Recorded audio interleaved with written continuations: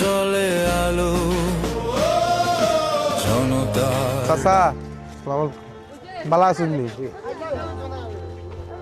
কই যারা ওদিকে? ও মেলাই তোরা কই আনতাম জি, জি। আমার একটা মেয়ের যে দুইটা বিয়া জি দিয়েছি। আচ্ছা আচ্ছা আচ্ছা বালা।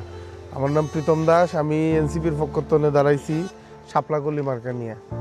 ডাকে সামনে চলো